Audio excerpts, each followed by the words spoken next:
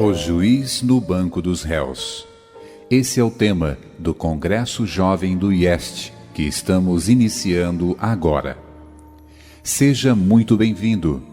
Ouviremos inicialmente com Diego Silva a palestra que tem por título Liberdade e o Início do Conflito. Porém, antes de iniciar, vamos orar. Pai querido que estais nos céus, te damos graças, Senhor, por mais um dia de vida e por nos reunir para esta série de palestras em torno da Tua Palavra. Queremos nos aproximar mais de Ti e compreender melhor o que realmente queres para as nossas vidas.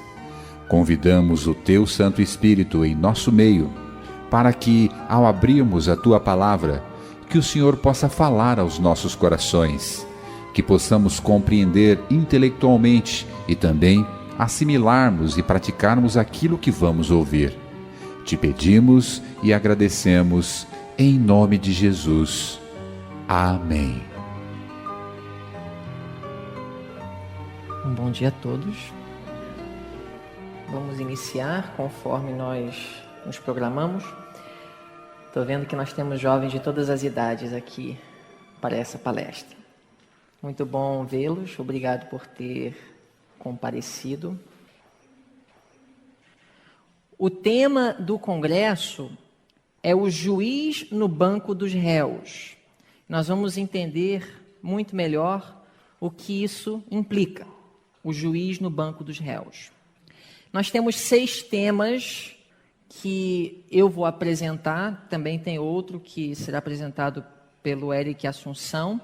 Então, vamos ver todas as palestras e vamos rapidamente entender por que todas essas palestras foram escolhidas para abordar o tema, o juiz no banco dos réus. Hoje, neste momento, nós vamos estudar liberdade e o início do conflito. Então, nós vamos entender hoje o que é liberdade realmente e como se desenvolveu o conflito que hoje está sendo travado aqui na Terra. Hoje à noite nós falaremos sobre o papel de Cristo nesse conflito, o campo de prova, parte 1. Amanhã de manhã, o campo de prova 2, o papel da igreja nesse conflito. Número 4, que será amanhã à noite, a última geração, o papel da última geração do povo de Deus na terra, nesse conflito, nesse julgamento no qual Deus está no banco dos réus, embora seja juiz e legislador do universo. Sábado pela manhã, na escola sabatina, os últimos enganos de Satanás. No culto divino de sábado, a resposta que determinará o tempo do segundo advento, porque Jesus ainda não voltou. E, sábado à tarde, eternamente seguros. Como que Deus consegue garantir livre-arbítrio, liberdade de escolha e ainda garantir que o pecado e o mal não venha surgir novamente? Como que Deus vai efetuar isso? Liberdade e o início do conflito. A questão principal no grande conflito entre Deus e Satanás é liberdade. Sobre esta misteriosa palavra, liberdade, palavra esta que tem reunido inexprimível coragem, honra e altruísmo em sua defesa, ou seja, muitos homens morreram pela causa da liberdade, muitos deles sem saber o que realmente é liberdade. O bem-estar do universo tem sido torcido e ameaçado.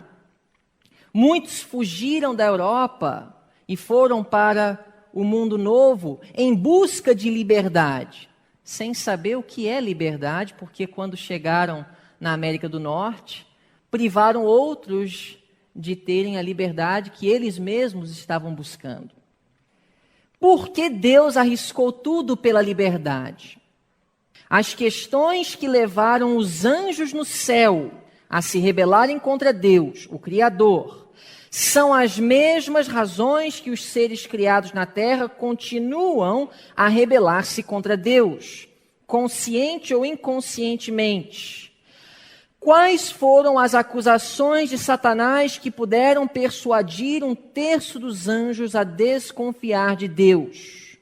Por que Deus arriscou tudo em permitir que Satanás vivesse? Essas perguntas nós vamos responder hoje. Vamos abrir nossas Bíblias em Apocalipse 12, verso 7. É um texto que nós conhecemos. Eu queria trazer para vocês uma pequena luz, talvez que ainda não foi observado por muitos, a respeito desse texto. Esse texto é o ponto de partida para o nosso estudo. Apocalipse capítulo 12, verso 7. Então, hoje nós estamos falando sobre a liberdade, o que é, e o que a liberdade tem a ver com o início do conflito no céu. A Bíblia fala, e esse é o texto que nós, como adventistas do sétimo dia, usamos para estabelecer a doutrina do grande conflito. Diz assim: e houve batalha no céu. Antes de ler o resto do versículo. Houve batalha no céu. Eu não sei como que vocês entendem a palavra batalha. Não sei se vocês imaginam espadas ou armas de fogo. Eu não sei como vocês entendem a palavra batalha. No inglês, na versão King James, a palavra que aparece aqui em nossa Bíblia como batalha é a palavra war, que traduzida para o português seria guerra. Em outras palavras, houve guerra no céu. Quando você imagina em guerra ou pensa em guerra, o que vem à mente? Armas de fogo, espadas. Você consegue imaginar isso no céu? Será que houve uma guerra física no céu? O que vocês acham? Vocês sabem qual é a palavra grega que é traduzida para a nossa Bíblia como batalha, aqui em Apocalipse 12, verso 7? Muito interessante, eu achei isso fascinante. A palavra grega aqui é a palavra polemos, de onde extraímos nossa palavra polêmica. O que é polêmica? Vamos pensar em algumas palavras sinônimas. Polêmica, segundo o dicionário Michaelis, é controvérsia. Outras palavras, discussão, disputa, questão, contenda, conflito. Agora vamos ler o texto de novo, porque muitos leem, principalmente os nossos amigos evangélicos de outras denominações, e acreditam que no céu houve uma guerra nuclear. Mas não é isso que a Bíblia está dizendo. O dragão não é literal, e a pessoa que é descrita como Miguel não é literalmente um anjo. E houve polêmios no céu, ou seja, houve polêmica no céu. Quando a gente fala, tem polêmica em nossa casa, ou tem polêmica na igreja, o que nós imaginamos? A gente imagina guerra com armas de fogo? Não. O que a gente pensa? Se eu disser, tem polêmica na minha igreja, ou tem polêmica no meu lar, o que nós vamos imaginar? Acusações, intriga, espíritos facciosos, inveja, mal representações, mal suspeita. Não é isso que vem à mente quando nós pensamos em polêmica? Aqui a Bíblia está dizendo que houve polêmica no céu. Miguel e os seus anjos, e a palavra batalhavam aqui, vem mais uma vez da palavra polemiou, que é o verbo de polemos. Então, nós não temos, talvez no português, uma palavra correta para usar como polêmica, como verbo, mas é o mesmo. Miguel e os seus anjos polemios contra o dragão, e o dragão polemios e os seus anjos. Polêmica, discussão. Houve uma guerra fria. A palavra guerra talvez é usada, ou nossa Bíblia, batalha, para descrever a intensidade do conflito. Se eu disser que tem guerra na minha casa, o que você pensa? Não necessariamente que eu esteja batendo na minha esposa, ou que ela esteja jogando pratos na minha cabeça, não necessariamente. Forte conflito, discussão profunda, uma guerra fria. É isso que aconteceu no céu, entre Miguel e o dragão. Diz a Bíblia no verso 8, falando do dragão e os seus anjos, e nós sabemos que são Satanás e os anjos caídos, não prevaleceram, nem mais o seu lugar se achou nos céus. Então, por que eles não prevaleceram? É porque eles não tiveram suficiente forças, não tiveram suficientes soldados, não tiveram suficiente armas para enfrentarem Miguel e os seus soldados? Por que não prevaleceram? Se a palavra batalha vem da palavra grega polemos, que é a palavra polêmica, então por que nessa polêmica o dragão e os seus anjos não prevaleceram? E outra pergunta, se não prevaleceram, por que continuaram sobrevivendo? Deus, Ele tem poder para aniquilar os seus inimigos? Baseado só nesse fato, nós podemos concluir que não foi uma guerra física. Foi uma polêmica de palavras, acusações. Agora, como é que Deus, nessa polêmica, trabalha para vencer? E a vitória de Deus é em graus. Não foi de uma vez que Deus obteve vitória. Na realidade, nós ainda estamos nessa batalha, ainda estamos na polêmica. Polêmios continua aqui na terra. Então, por que, se Deus ele tem poder físico para conquistar? E sobre o que foi a polêmica? Toda polêmica tem um assunto, não tem? A polêmica na minha casa pode ser sobre finanças. A polêmica na minha igreja pode ser sobre cargos. Sempre existe um motivo pelo qual a polêmica surge, sim ou não?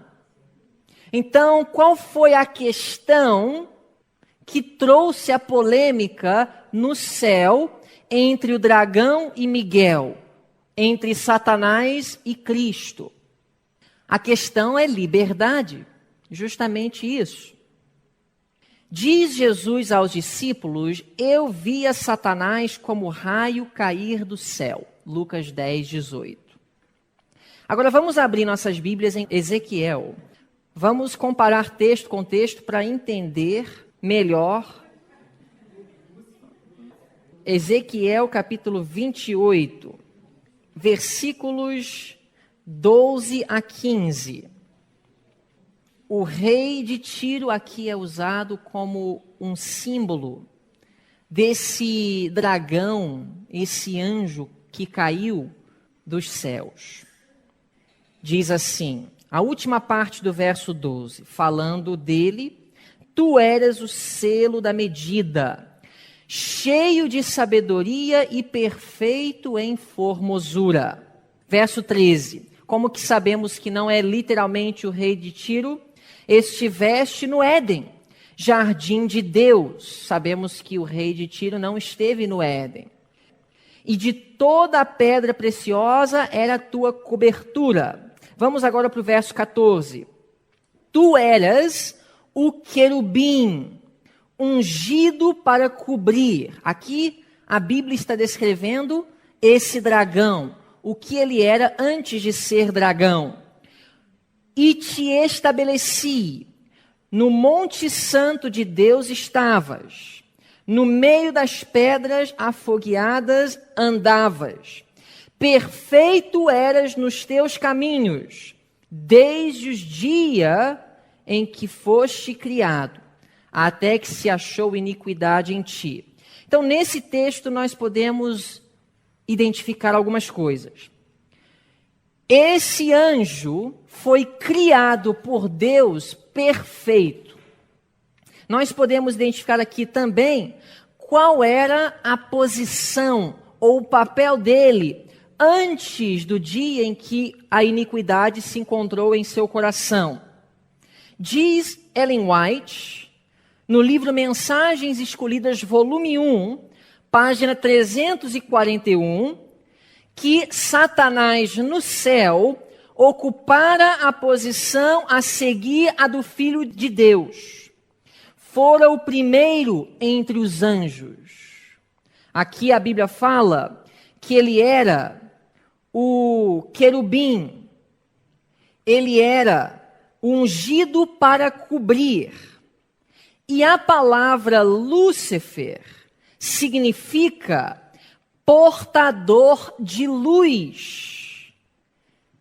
O papel de Lúcifer era de querubim ungido para cobrir. Ele ocupava a posição, depois de Cristo, mais próxima de Deus. Ele era um comunicador de luz ou conhecimento de Deus aos anjos. Entre todos os anjos, ele era o que tinha maior conhecimento de Deus. E ele tinha a função de revelar para os anjos melhor o caráter de Deus. Temos que entender que Deus é um ser infinito e que os próprios anjos tinham, e até hoje têm, inclusive, um conhecimento limitado de Deus. E quem era mais próximo de Deus, entre os anjos? Lúcifer. Foi justamente por isso que ele se encontrou numa posição vantajosa para poder conquistar muito terreno nessa polêmica ou nesse conflito. Os anjos confiavam em Lúcifer. Eles tinham Lúcifer como alguém que poderia ser honrado e seguido. E ele, por ter a posição de querubim cobridor, usou sua posição para deturpar a imagem de Deus e convencer muitos daquilo que ele estava divulgando. E assim começou a polêmica. Mas por que ele começou a mal representar a imagem de Deus diante daqueles que ele antigamente revelava à luz do conhecimento de Deus? Isaías capítulo 14. Isaías capítulo 14. Ezequiel 28, 12 a 15 e Isaías 14, 12 a 14. São dois textos da Bíblia que mais claramente nos revelam o que começou e como começou, que Apocalipse descreve como um conflito, uma batalha, uma polêmica. Como caíste do céu, ó Lúcifer, filho da alva? Em espanto, Isaías faz essa indagação. Como foste cortado por terra, tu que debilitavas as nações? E tu dizias no teu coração, eu subirei ao céu, acima das estrelas de Deus, exaltarei o meu trono, e no monte da congregação me assentarei, aos lados do norte. Subirei sobre as alturas das nuvens, e serei semelhante ao Altíssimo. Qual foi o problema? Ele quis ser igual a Deus em atribuições. Ele era honrado, ele era estimado pelos anjos. Mas de alguma forma, como não sabemos, a Bíblia fala que é o mistério da iniquidade, um desejo de ser igual a Deus e desfrutar dos privilégios que Deus desfrutava, surgiu em seu coração. Ele começou a questionar, por que eu não posso também ser um Deus? Ou, melhor, por que eu não posso ser Deus? Por que que é Ele que comanda? Por que que as coisas funcionam do jeito dele? Nós não sabemos exatamente até que grau de conhecimento Lúcifer subiu em sua compreensão de Deus. Mas eu sei de uma coisa, é muito além do nosso conhecimento que nós vamos obter aqui nessa terra. Lúcifer, não sabemos por quantos milhões e bilhões de anos esteve ao lado de Deus. E ele começou a indagar o porquê de ele também não poder fazer parte do círculo interno, da luz inabitável. Ele cobiçou, desenvolveu-se em seu coração inveja. Nós podemos compreender alguma coisa disso, acontece em nosso mundo, na nossa vida diária, a gente vê um espírito invejoso. Nós vemos na igreja, no trabalho, no lar, muitas vezes. Nós podemos ver, por exemplo, 2 filhos, o pai está prestes a morrer, ambos começam a lutar pelos seus direitos de herança e se desenvolve uma polêmica. Um começa a querer pisar em cima do outro para melhorar sua posição. Então, falsas representações surgem. Isso é comum na vida. No trabalho, 3 funcionários querem subir em sua posição em uma empresa. Começa-se então uma polêmica, inveja toma conta dos corações, o egoísmo, o desejo de se exaltar. É o espírito que iniciou lá no céu, descrito por João em Apocalipse, como batalha, polêmica. Nós podemos compreender em parte porque nós vemos polêmica na terra, na igreja, no mundo, no lar. Por que que a polêmica existe? Porque o espírito daquele com quem iniciou toda a polêmica está prevalecendo em nosso mundo, está permeando o nosso meio. E quem não está vigiando é levado por esse espírito e controlado por ele. Inveja. Vamos abrir nossas Bíblias em Provérbios 27, 4. Provérbios 27, 4. O sábio Salomão escreveu o seguinte: o furor é cruel. E realmente, o furor é cruel. Vocês já viram um homem irado mesmo? Não é espantoso? Não é assustador? O furor é cruel. E a ira impetuosa. Mas quem poderá enfrentar a inveja? O que Salomão quis dizer com isso? A inveja é terrível. É uma doença que nasce no coração. É o espírito daquele que iniciou a polêmica. E, na realidade, toda polêmica nasce quando há inveja. Comparem comigo em Tiago, capítulo 3. Enquanto vocês estão abrindo em Tiago 3,16, eu quero ler para vocês a definição de inveja do dicionário. Inveja significa cobiça, ou seja, desejo daquilo que é de outrem. O ressentimento e descontentamento por anelar o que outro possui. Isso é inveja. Agora veja o que a inveja faz.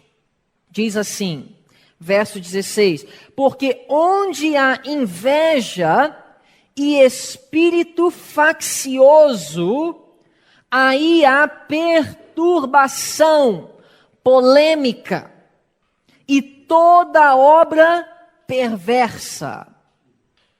A polêmica, ela surge porque alguém está descontente e no desejo de alcançar aquilo que quer, tudo é possível.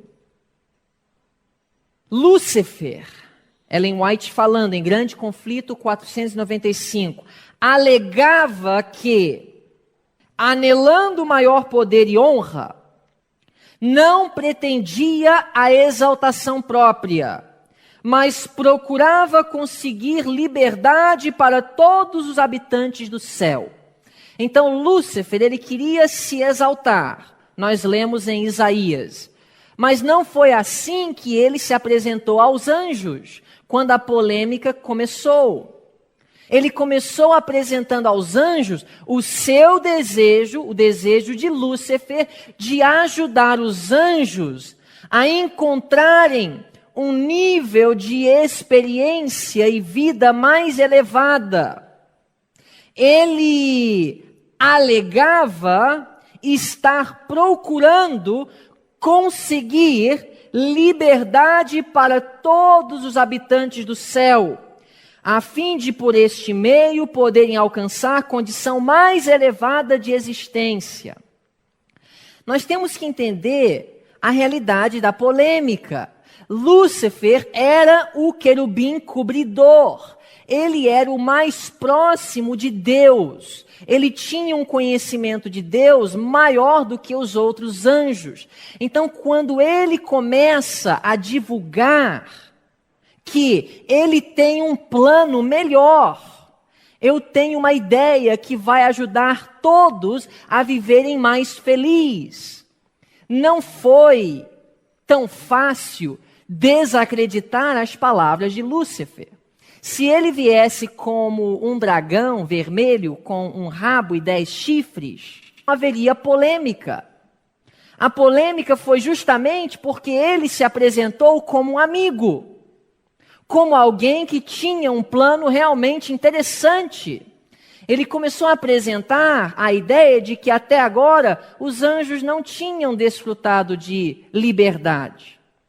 Na realidade, liberdade não é isso, porque se nós fôssemos livres, por que nós não podemos ser Deus? Liberdade é o que, afinal de contas? Poder fazer o que um quer sem restrição. Então, se eu tenho liberdade realmente, por que eu não posso ser Deus? Boas perguntas. Inclusive, eu faço essa pergunta para vocês. Quantos aqui têm liberdade? Então, se você tem liberdade, por que que você não pode escolher viver eternamente e ainda pecar e fazer o mal? Você não tem liberdade. Eu estou agora fazendo o papel de Lúcifer. Você não tem liberdade, porque se você tivesse liberdade, você poderia escolher viver eternamente e continuar pecando. O fato de você um dia ter que morrer porque você escolheu pecar, mostra que você não é livre. Vocês concordam comigo? Essa foi a argumentação de Lúcifer. Você é livre? Então tenta colocar-se no trono dele para ver o que vai acontecer. E esse raciocínio começou realmente a fazer sentido. Afinal de contas, os anjos até então nunca tinham pensado em tal coisa. E eles, embora tivessem amor por Deus e respeito por Deus, Lúcifer também era amigo. Lúcifer também era um anjo, como eles. E ele tinha um conhecimento de Deus mais elevado que eles. E ele então começa a divulgar essa ideia. Você pensa que você é livre? Você não é livre. Deixa eu te dizer o que é liberdade. Se eu estiver no trono, vocês vão saber o que é liberdade. Vocês querem saber o que é liberdade? E sabe quantos dos anjos ficaram interessados nessa ideia? 100%. Não foi só 50%. 50% comprou a ideia. Mas só por os outros não terem aceitado, não quer dizer que eles não ficaram pensando. Inclusive, até a cruz de Cristo, nós vamos ver hoje à noite, eles não estavam ainda totalmente convencidos de que esse plano de Lúcifer, de liberdade, realmente não é bom para ninguém.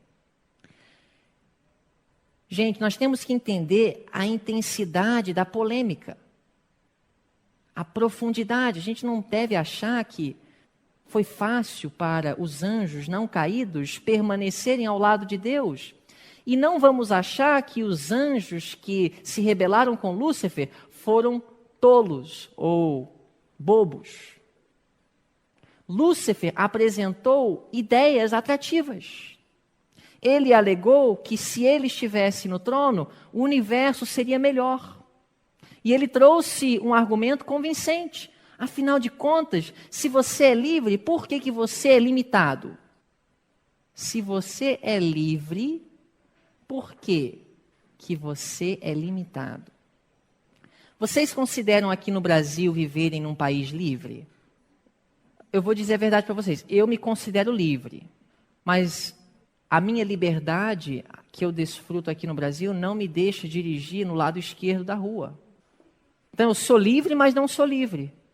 Por quê? Se eu venho da Inglaterra com costumes de dirigir no lado esquerdo da rua, e eu digo, eu sou livre aqui no Brasil, eu vou dirigir no lado esquerdo. O que vai acontecer?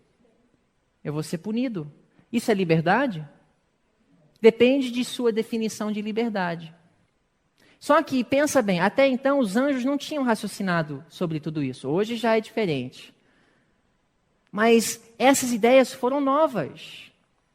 Lúcifer começou a definir para eles o que é liberdade. Gente, liberdade é vida sem restrições.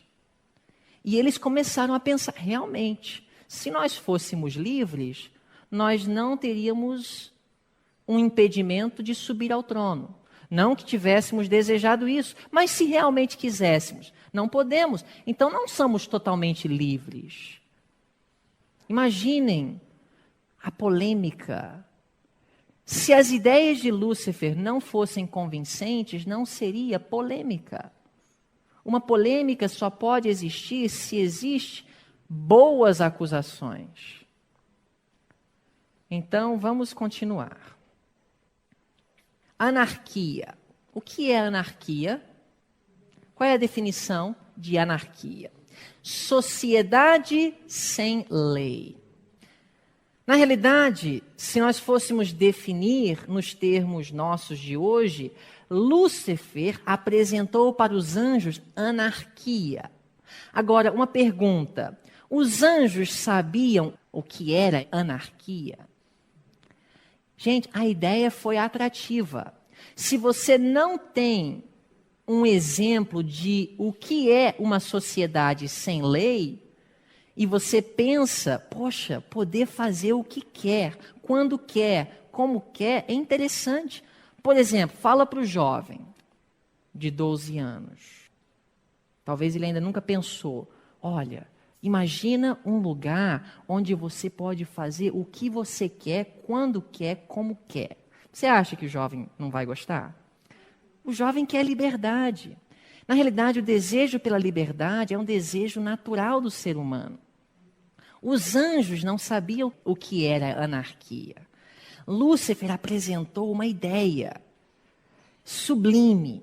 Gente, nós podemos alcançar uma condição mais elevada de existência. Hoje nós estamos limitados, porque Deus, Ele sabe que se algum dia nós nos rebelarmos contra Ele e tomarmos a posição dEle, nós vamos desfrutar daquilo que Ele desfruta, mas Ele não quer que ninguém saiba disso. Por isso, Ele tem essa restrição que ninguém, a não ser Ele, esteja sobre o trono. Essas ideias foram convincentes. Se elas não tivessem sido convincentes, não haveria polêmica. Apocalipse 12, 7.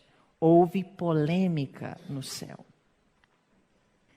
Anarquia é sociedade sem lei. Mas uma sociedade sem lei, vamos pensar em nossa existência aqui neste mundo. Uma sociedade sem lei me garante liberdade ou me priva de liberdade? Pensa bem. Vocês entenderam? Uma sociedade sem lei, ela me priva ou ela me garante liberdade? Uma sociedade sem lei, eu posso dirigir no lado esquerdo da rua, se eu quero. Eu posso ligar o meu som na hora que eu quiser, no volume que eu quero.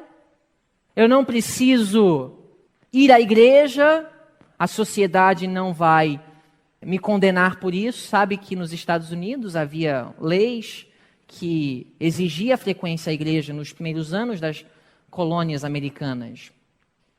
Eu posso até matar o meu vizinho se ele joga lixo no meu jardim.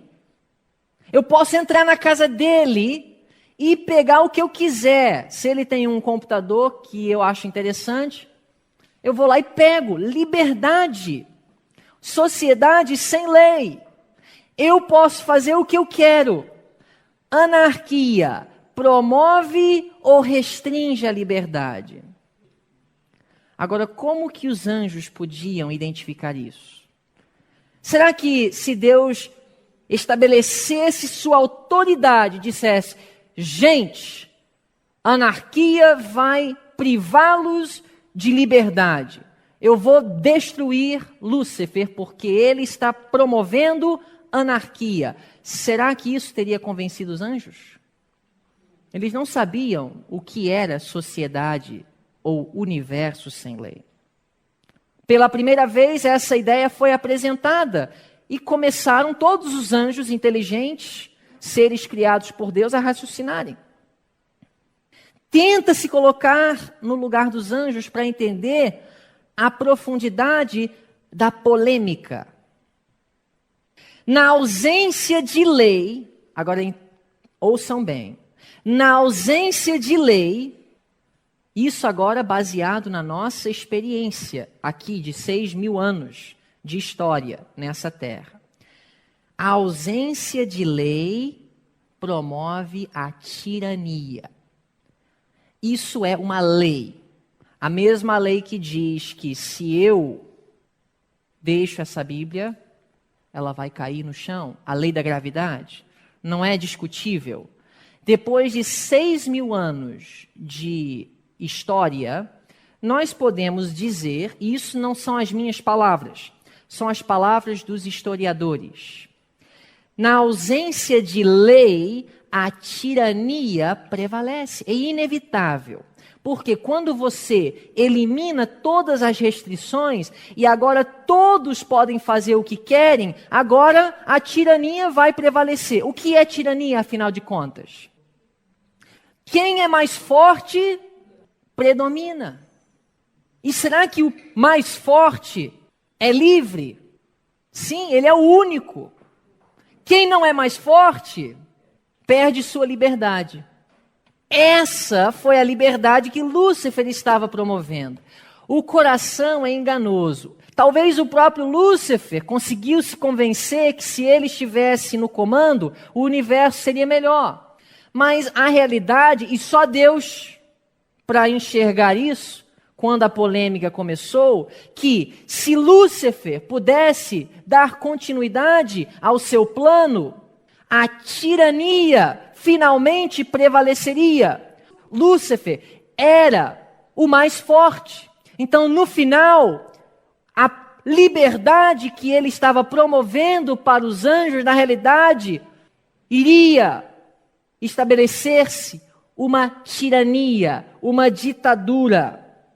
A história do mundo nos revela que uma república fundada sobre uma constituição promove direitos individuais.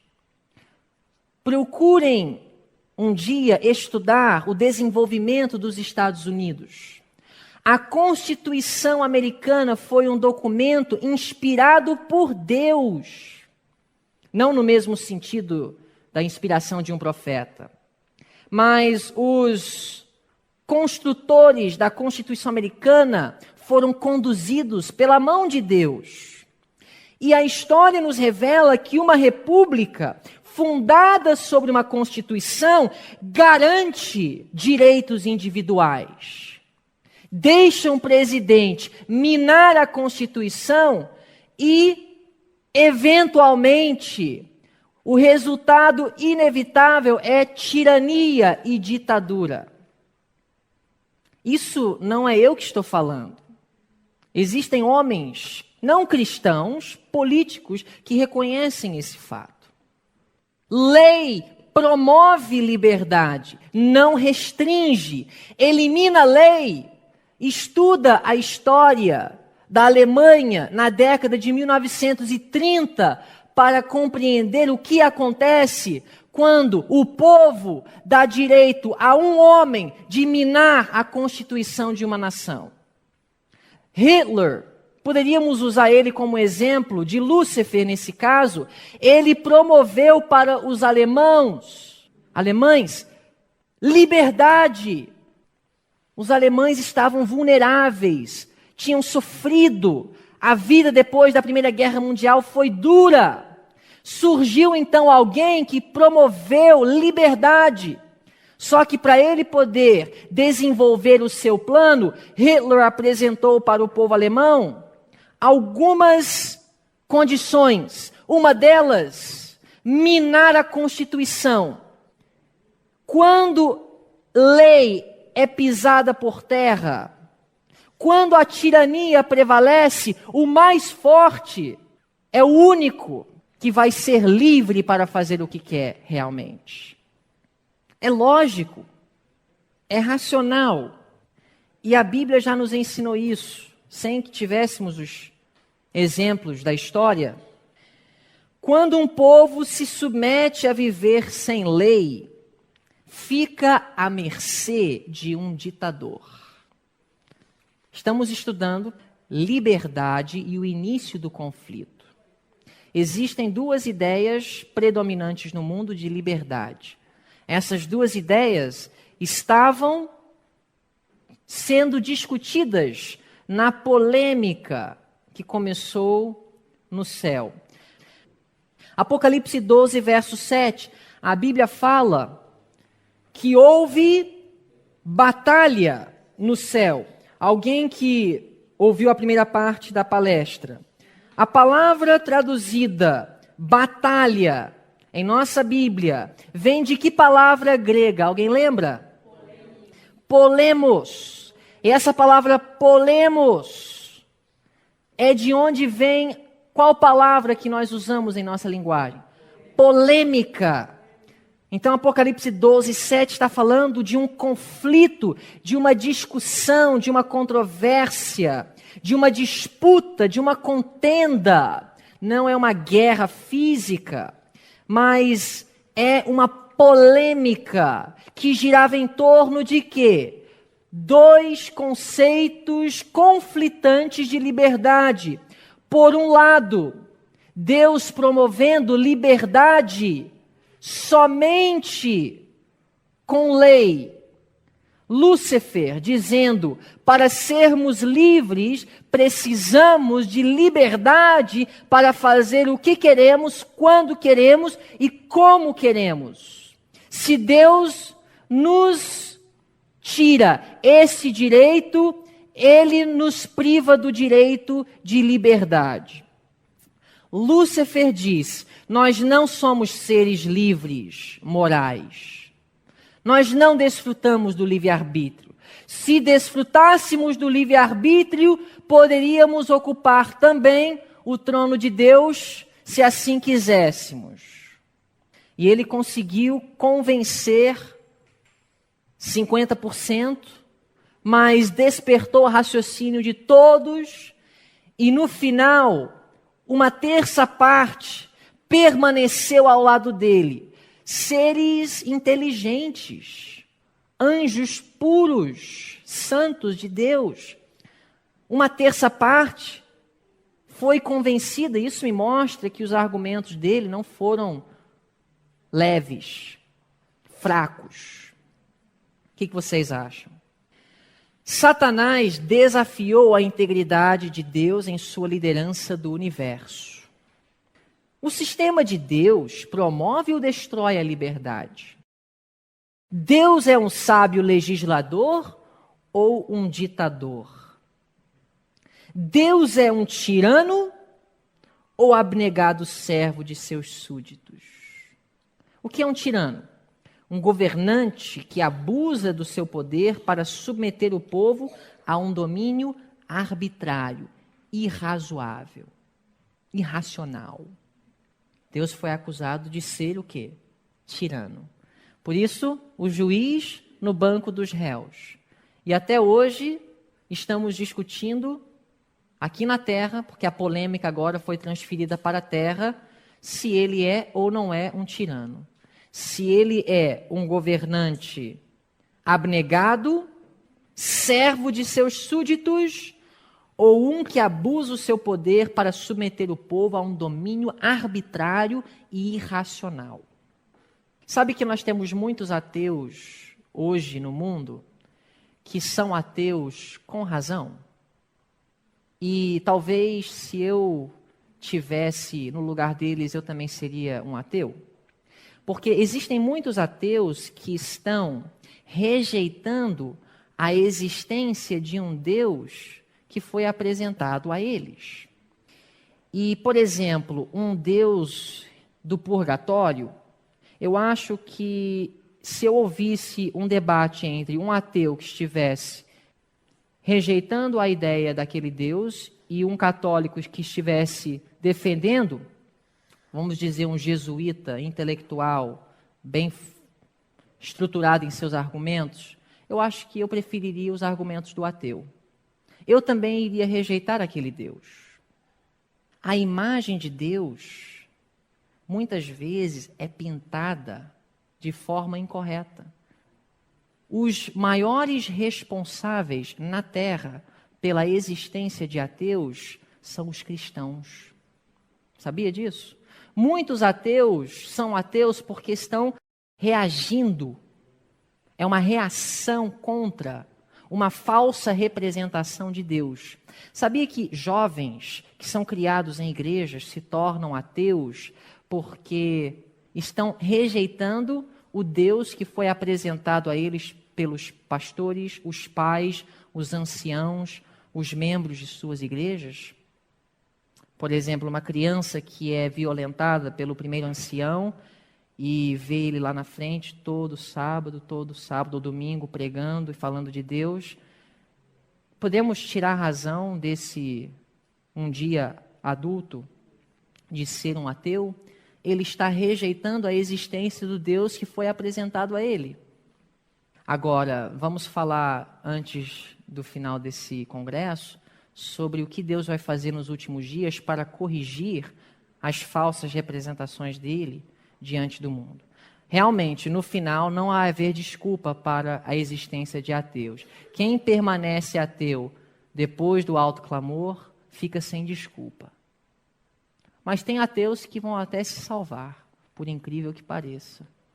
Porque eles não rejeitaram o Deus verdadeiro, eles rejeitaram o Deus do purgatório. E o Deus do purgatório hoje está sendo apresentado dos nossos próprios púlpitos, quer direto ou indiretamente. Mas voltando ao assunto, Ellen White fala no Desejado de Todas as Nações, página 759. Deus poderia haver destruído Satanás e seus adeptos tão facilmente como se pode atirar um seixo à terra. Assim não fez. Porém, a rebelião não seria vencida pela força. Poder compulsor só se encontra sob o governo de Satanás. Os princípios do Senhor não são dessa ordem. Sua autoridade baseia-se na bondade, na misericórdia e no amor. E a apresentação desses princípios é o meio a ser empregado. O governo de Deus é moral, e verdade e amor devem ser o poder predominante. Deus poderia, se vamos falar de poder, ter aniquilado os rebeldes, mas isso não teria alcançado o fim que ele quis. Porque Deus quer amor verdadeiro. O amor verdadeiro não pode existir quando ele é obrigatório ou forçado. Não existe. Então o amor se arrisca. Vamos falar sobre liberdade e amor. Por que não seria possível resolver a polêmica pela força? Porque Deus não podia ser imediatista. Porque até hoje ele é acusado de ser um Deus que é indiferente, porque ele permite toda essa maldade, mas na realidade ele é um Deus sábio que está prevendo a eterna felicidade, paz e harmonia do universo. 1 de João 4, 8 e 16 diz: Deus é amor. O amor só pode existir quando seres inteligentes podem responder sem força e em perfeita liberdade. Por mais que possamos gostar de um animalzinho, o animal não ama. O amor só pode existir quando seres inteligentes podem responder sem força e em perfeita liberdade. Um autor escreveu o seguinte, eu gostei dessa citação, o nome dele é C.S. Lewis. O livre-arbítrio é o que tornou o mal possível. Por que, então, Deus o deu a todos os seres inteligentes? Se o livre-arbítrio possibilita o mal, por que Deus deu o livre-arbítrio? Porque o mesmo livre-arbítrio, ainda que venha possibilitar o mal, também é a única coisa que possibilita o amor. Você não pode ter amor sem livre-arbítrio. O livre-arbítrio possibilita duas reações ao amor que Deus demonstra. Dizer sim ou não. Se você elimina uma dessas opções, deixou de ser amor. Amor, em sua própria natureza, exige duas possibilidades de um ser inteligente. Dizer sim ou não. Agora, o meu cachorro, eu posso também exigir que ele diga sim, em seu comportamento, às minhas exigências. Mas isso não é amor, porque ele está se submetendo pela força, não por uma decisão inteligente, partindo dele, por apreciação pelo que eu sou. Obedecer sem haver a possibilidade de desobedecer torna uma pessoa um robô. Eu passei a entender melhor por que Deus colocou no jardim uma árvore do conhecimento do bem e do mal. Se Deus não coloca essa árvore, não haveria a possibilidade de dizer não. Se você elimina a possibilidade de dizer não para Deus, você não tem amor. Você tem uma reação automática. Você se torna um robô. O amor tenta persuadir, não forçar. O momento que eu tento forçar alguém a me amar, essa pessoa reagindo, deixou de ser amor. Vamos, por exemplo, fazer uma ilustração que nós bem conhecemos. O amor de minha esposa por mim.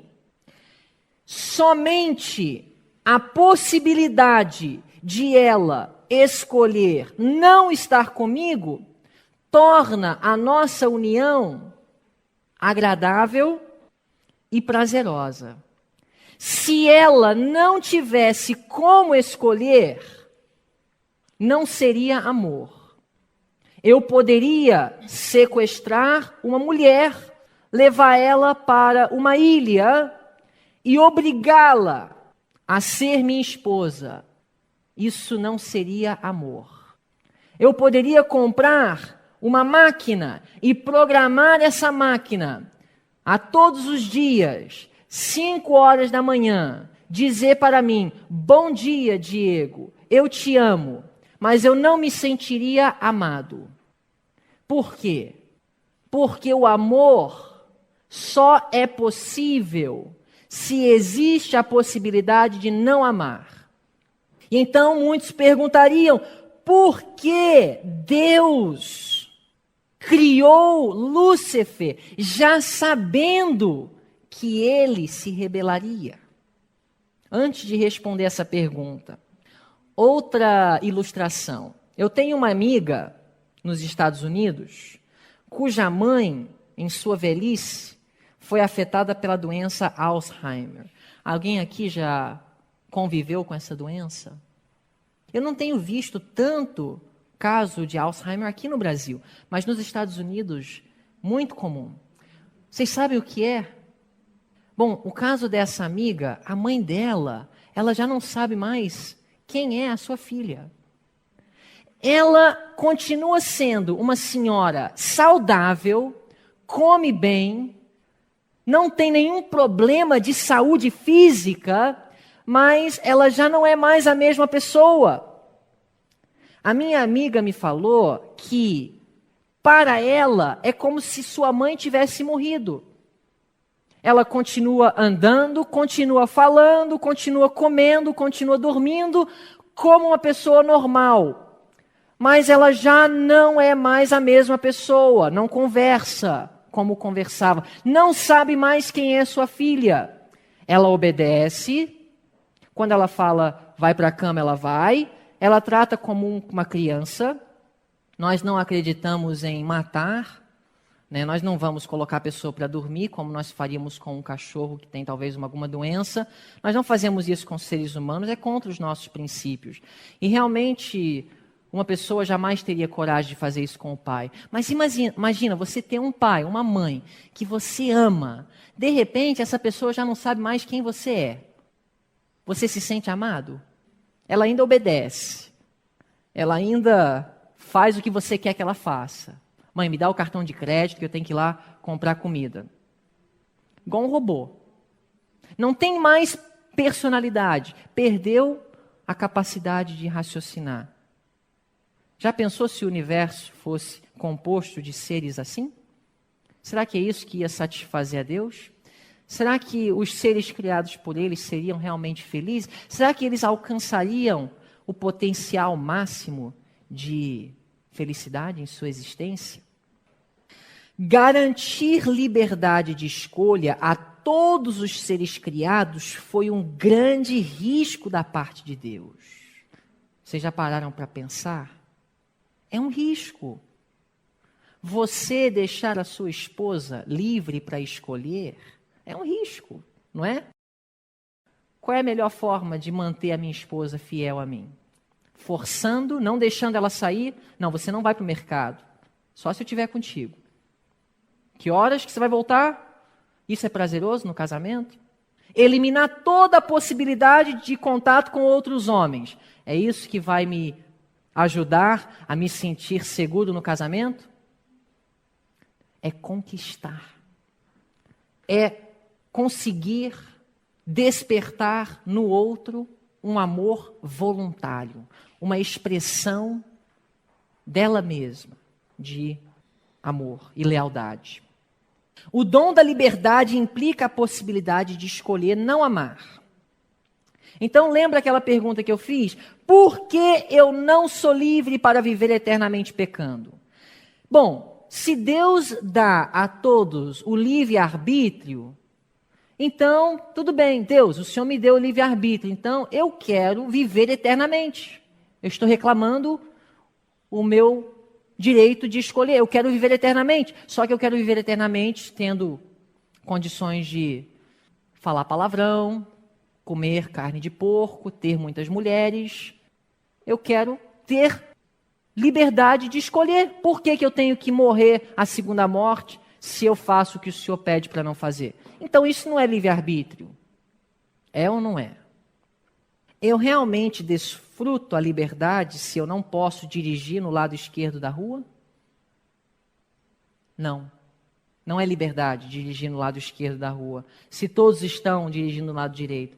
Porque dirigir no lado esquerdo da rua leva à morte. Não é que Deus quer restringir o meu direito de dirigir no lado esquerdo. Se no Brasil todo mundo dirige no lado direito, dirigir no lado esquerdo inevitavelmente me leva à destruição. As outras pessoas com as quais eu convivo estariam livres se eu tivesse a liberdade de desrespeitar as leis de trânsito? Quando a alguém é dado uma liberdade ilimitada, alguém eventualmente a perderá. Vocês entenderam? Vou ler de novo. Quando a alguém é dado uma liberdade ilimitada, alguém eventualmente a perderá. Então, na realidade, Lúcifer estava apresentando uma coisa que era impossível. É impossível todos serem livres de forma ilimitada. Só o mais forte consegue. Porque se a minha liberdade é ilimitada, a sua, então, é eliminada.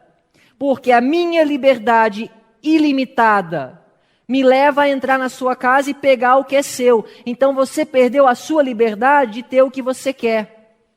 Impossível. Então, na realidade, com isso, nós podemos entender o que Pedro quis dizer em 2 de Pedro. Vamos para 2 de Pedro, capítulo 2, verso 19. Olha que texto, palavras profundas do apóstolo, falando de pessoas que estavam sendo movidas pelo espírito do rebelde, prometendo-lhes liberdade. Prometendo-lhes o quê?